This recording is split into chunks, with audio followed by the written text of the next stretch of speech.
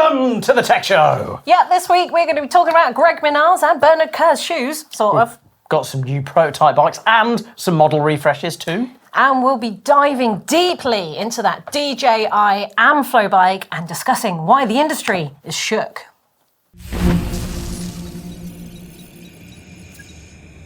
So a lot of outside brands have entered the bike industry recently with bikes, usually eMTBs. We've seen Porsche, we've seen Lamborghini, and in my personal opinion, they kind of missed the mark a little bit. And then recently, we've just seen DJI launch their Amflow bike, which DJI, if you don't know, are drone and camera manufacturers. And when they've just entered the e-bike manufacturing world, and they've kind of blown a lot of eMTB tech out of the water already, with their top spec being a 105 Newton meter motor of their own brand, their own battery as well, up to 800 watt hours.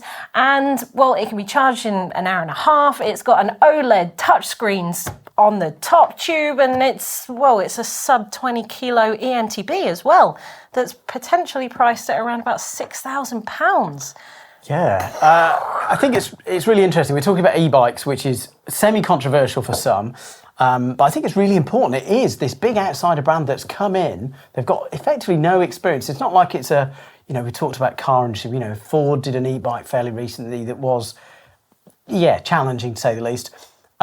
Whereas these people have come in with no experience, and you're right, they've blown everything else in terms of like numbers out of the water. It's really, really interesting. And I guess it just raises lots of questions about, I guess we should outline the bike first. Yeah, well, we're all quite surprised that it's a, top-end powered eMTB that's also lightweight. So it kind of throws a cat amongst pigeons when it comes to lightweight and full fat, and whether that's just going to disappear in the near future.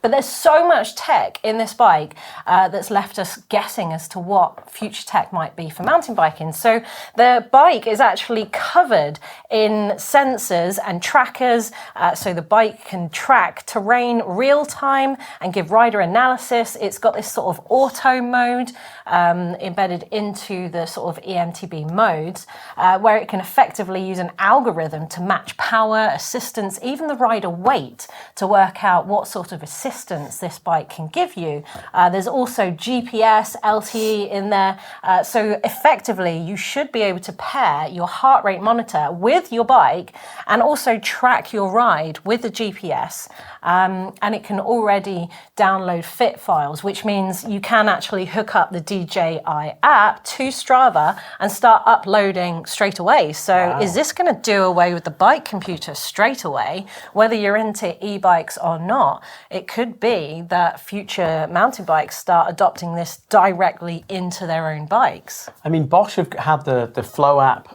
for quite a while, and that's got a lot of a lot of data that you can pull from it, not just about battery level, but you can track your ride with it as well. It feels like this is a big step up from DJI in terms of the technology. We talked briefly about the touchscreen. We've had, I guess, touchscreens on GPSs, but this is the screen on the bike. The actual bike. Yeah, normally, the SRAM version showed you kind of quite a lot of interaction. You could, it gave you data, but this one is very much like a Garmin GPS. It's got loads of data, but it's in the top tube. It's quite impressive. And there's rumours that it can, or at least has the potential to be pairing with augmented reality. So now this sounds a little bit far-fetched. Why would you want to hook up your bike to AR glasses?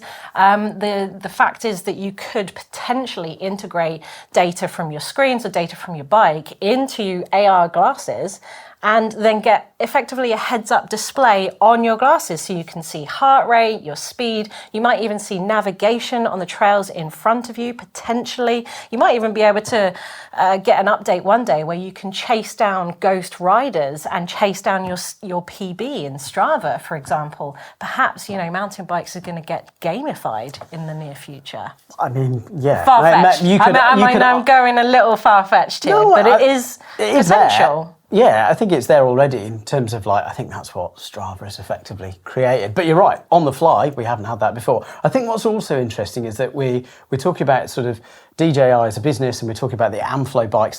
They are separate businesses. So The Amflow bikes is their own bike brand, and they've also got the DJI motors, which is this Avinox motor, so that's its own platform as well. Yeah. So I guess the next thing is, are we going to see this on other bikes as well? Yeah. We've got Bosch, we've got SRAM, we've got Shimano in that space. There's more as well, but are we going to see DJI on lots of other bike brands? Because we've got lots of power, we've got lots of battery. The reviews of people riding them seem really positive so far, and the price point seems really competitive. So it feels like it's, as you said in the kind of like start, it's really going to shake a lot of other big businesses in terms of big business in the bike industry, so those top 5, a lot. Yeah, I think competition is always a good thing. It's definitely, it seems to have jumped the sort of small progression that we've been doing every year and just jumped 5 years ahead and started working on AI and AR and, you know, other potentials for the tech industry. And that's always a good thing. I like the fact that they're starting to think about, so basically the system has its own diagnostic. It can self-diagnose problems and then tell the user what the problem is and then offer assistance on how to fix it. I mean, can you imagine if, you know, your bike tells you what's wrong and then actually shows you how to fix it? That's really futuristic stuff, but actually that is a good way forward. Yeah. And I like the fact that their system is very modular, so you can remove the battery, you can remove the motor, and that just means that you can upgrade. So our bikes, you know, going to start thinking more about those upgradable parts rather than forcing you to move into sort of high-tiered specs and lower-tiered specs. Yeah, it's interesting. I don't know their sort of like their drone and sort of like photo and camera business that well to know if they've got the same modularity. Hopefully they do, because I think that could be really Similar. good. So the drones, sometimes they allow you to sort of save money by foregoing controllers so that you can use your phone instead. Okay. So yeah, I don't know if they're going to start thinking about that. They're certainly taking some cues from the motor industry at the moment. So their walk mode actually has like a hill assist at the moment, a bit like, you know, when you have a modern car that sort of pauses on hills and doesn't roll backwards, it has that as well. So they're already really thinking outside of the box, which the industry, you know, when you're enclosed in your own little world, your own little cycling industry, perhaps you forget about these other things. And these outsiders are coming in and bringing in stuff that just seems obvious to them. And maybe that's what we need. I guess it's also interesting to think if they've done this so far with the e-bike, what are those changes, what are those technological advances that we can then see on regular mountain bikes? Are we going to see them look at suspension and start doing their own suspension, which we can use? They're going to start doing their own drivetrain as well as this kind of like motor system. Maybe could they do a gearbox that everybody can use? Oh, yeah. I mean, you know, it's the auto system in the motor, the DJI motor is just using algorithms. It's not AI as such. It's just intelligently. It's using an algorithm to sort of base its understanding of what your riding is to give you the best experience. And we're already seeing this with, you know, flight attendant, automatic suspension anyway. And we're seeing SRAM use a lot of integrated technology that talks to each other, like the power meters and the suspension and the gearing. So I don't think it's far-fetched that soon all of our technology is going to start talking to each other, including the bike. Wow. Are we scared about it though? Guys, let us know down in the comments below. What do you think about the DJI Amflow bike? What about all this new tech? Do you care about it? Would you like to see things that are on these e-bikes on non-assisted bikes? Let us know down in the comments below. Okay, new bike in, or more kind of like newer colours. And newer specs. This is the Neuron from Canyon. They've got the CF, which is carbon fibre, and they've got the AL, which is aluminium. Freshly updated. It's their do-it-all trail bike. And I'm very lucky because I've got one. And I think it is a genuine do-it-all trail. You can do lots of red runs on it. You can do nice, classic cross-country stuff. It is an awesome all-rounder. So 130mm of travel on the back, 140 on the front. New specs. You've got new stuff from SRAM, new wheels from DT Swiss.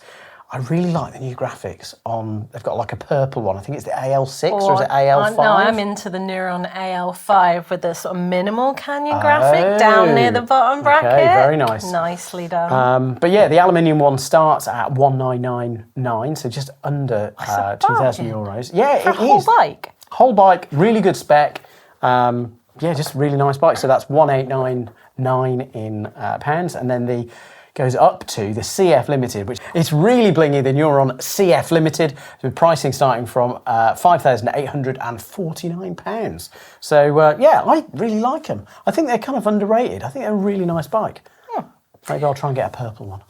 Next up, you can buy Bernard Kerr's shoes. Sort of. Yeah, sort of. Would you? What do you think? I mean, I wouldn't buy them straight after Bernard in... Kerr has used them. No, just no offence, Bernard, but yeah, second-hand shoes not my thing. They could be yours, but Crank Brothers have got a signature model, the Bernard Kerr edition. Really nice colourway, to be fair. They're saying it's kind of inspired from Meteors? I don't know who the Meteors are. Right. They've not explained it. Like maybe it's a basketball team. I don't know. Is it? I'm pretty maybe sure it's a motocross. He's into motocross. Maybe I think it's that. a basketball team. But yeah, they've got clip versions. They've got flats. So that's the mallet version and the stamp. So yeah, nice shoes. Is that it for shoes? No, because if you don't like Bernard Kerr's shoes, you could have Greg Minnaar's shoes instead. Now we're talking. Oh, well, yeah. There's an actual full athlete collection now launched from Fox. So you get the jersey, you get the pants or the trousers, you get the gloves, or you get the shoes, and the helmet. So you can be super matchy-matchy. Okay, nice. The kit is coming in this sort of camo pattern in the shape of his home country, which I believe is South Africa. Is it not? Or at least I think it's the shape of Africa anyway. Yeah, he was originally from there. No, British, but yeah. But the shoes and the helmet, if you want something a little more muted, is a nice white and khaki number. Yeah, those shoes look really good, actually. So, yeah, quite jealous of those. And while we're talking about colours, we can do We Are One, because they did It's got zero colour on it. It's got some colour on it. Everything's got colour on it. Okay, I apologise. Carry on. Because it was a limited edition one. Very custom, very prototype from the Worlds, where... My understanding is that basically they needed to make a longer bike, and they already used these kind of like aluminium sections to make junctions between some of the carbon sections, especially to mount in the shocks. We did a pro bike on them actually at Fort William, so we might have that as extra footage. But yeah, this one is hand laid up, fully machined, all in their factory in British Columbia. But this one's for Jonathan Healy. It was his custom Worlds bike. It's pretty really impressive for them to manufacture the carbon and to sort of, bond and bolt it all with the is it CNC machined? Yeah, the aluminium chunks are. Yeah. It's an unusual shape. I think it's fascinating. Yeah. Looks good. Also, looking good, and I've actually got them right here, is FSA handlebars. Take a little peek at that. So, cameraman Jack, loving them.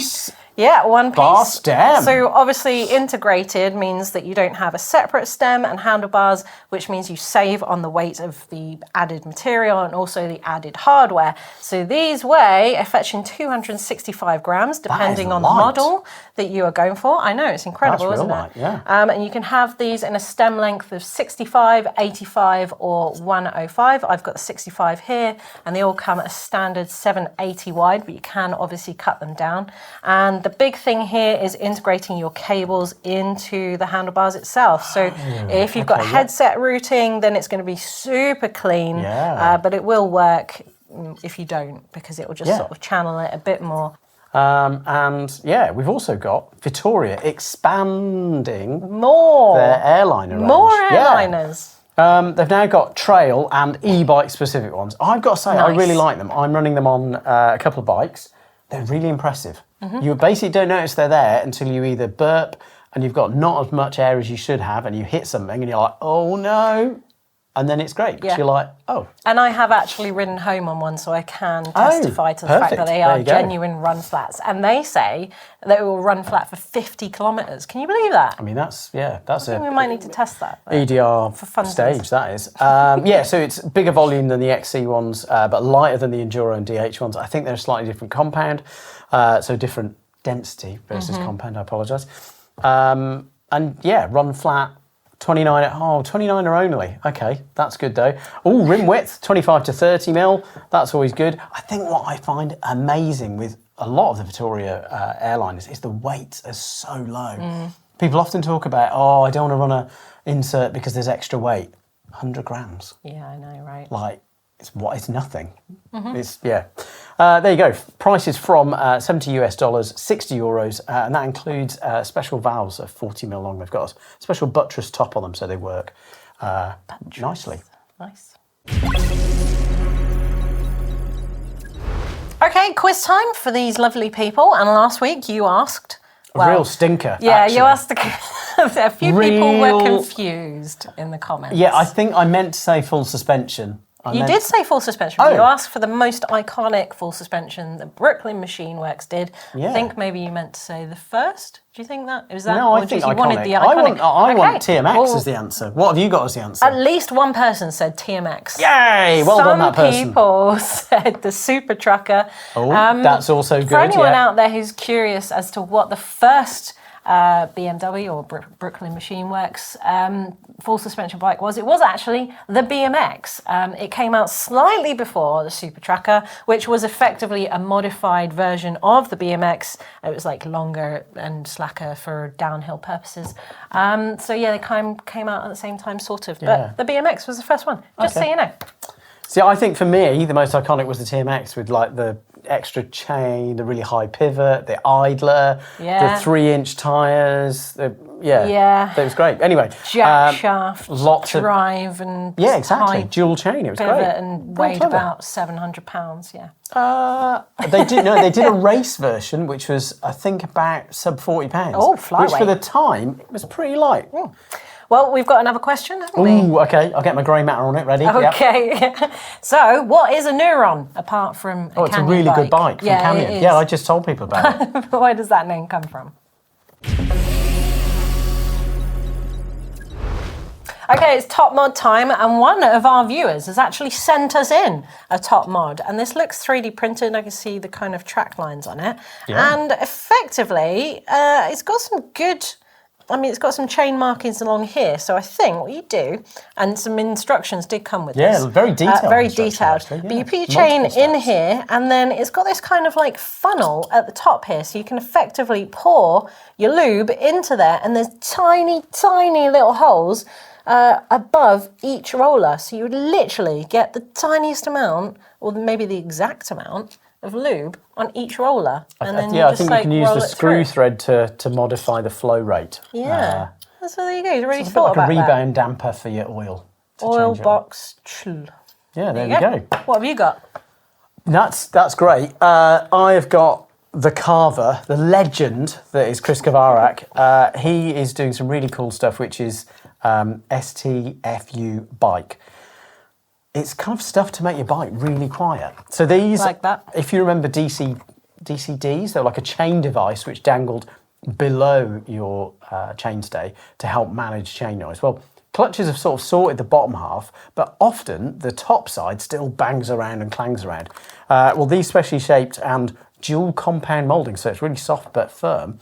You stick on the top of the top tube, and it means it keeps the chain where it's meant to, not slamming around into your spokes, not slamming around into your frame. As used by Chris Kavarak, who, if you've ever seen ride, is terrifying. Even the earth kind of winces a bit as he corners. Also really iconic on lots of magazine covers, just slaying it. He looks like he's skidding around corners. Yeah, no, that he was called the Slayer. He was like gnarly as. And what's this? Well, this, it's quite wrinkly, so I think the cameraman might kill me, but we'll try and do it quite quickly. Effectively, it's a bit like a sticky padding tape that you might see from, well... Like VHS brought out some tape, didn't Which they? was, with, like, yeah, the but that was bumpy just bits, a copy but- of... Yeah, Oh, was it? Yeah, being me. Okay. No, well, no this offence, is a VHS. further copy, but... No, this is actually elevated. smart design. So you've got little ramps which you put in. I've got to think the direction of travel of the chain. You kind of put it as it runs down. So the idea is that they can flex down. So again, it's really clever design. They're little sort of, I guess, like shark fins, and they can just minimise any noise. Unlike the wrapping, minimise any noise on your bike. So if you need to quieten your bike down in a quite aggressive way, the STFU will help. Interesting. Okay, comments time from you lovely people. And last week you were talking about whether you should set your bike up like a pro and try and ride fast and blah, blah, blah. And Tito Job says, I set my bike up for fun and speed. Hee hee hee hee. Great. No, I think that's sort of playing in the face of a quote which I got from Valley Hall. So she set her bike up pre-Worlds. It was really fun. She really, really enjoyed it. And then chat to Rich, who's kind of like, oh yeah, no, I also concur that a fun bike isn't fast.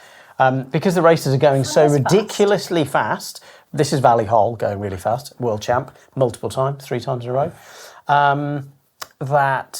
She actually needed to stiffen the bike up a lot. So she was like, the bike wasn't fun afterwards, but then she got a gold medal on a world champ. So there we go.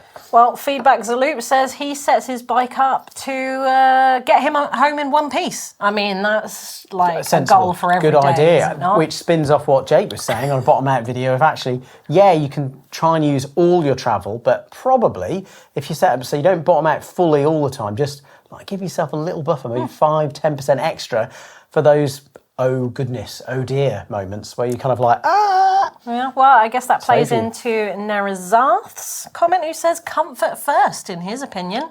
Forget the pros. Okay, I mean, I'm they don't stiffening care up a about bit comfort. from comfort, but there you go. And last but not least, the Dusty Shredder says, I'm going to stop this question right in its tracks. The pro setup is tailored exclusively to their own preferences, so it shouldn't fit you.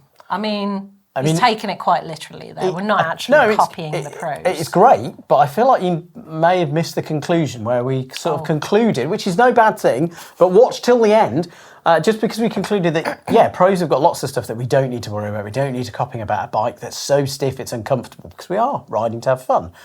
But there's loads of stuff that pros do that we can also do for free, which is setting up our bikes. Shock pump, bit of time in the woods, same track a couple of times. You too can get that set up really well. So no, it's not setting up like a pro, it's setting up for you. So I guess what I'm saying is you're right. About setting your bike up. That would have been great. Perfect. Anyway, that's enough time for the show. And what are we excited about this week? Because I believe it's one from each of us this week. Right. So Saturday, I believe, is for me, and I should have got this way in advance because Saturday's video is all about those lube mistakes that people are still making. So I'm going to go over those and show you how to do it properly. excellent. And I'm talking about high pivots. Yeah. Oh. In depth. We get nerdy. But it's okay, we've got Blake riding bikes as well, so it looks amazing. Well, thanks for watching, and don't forget to join the debate in the comments below about that DJI Amflow and what we like about it.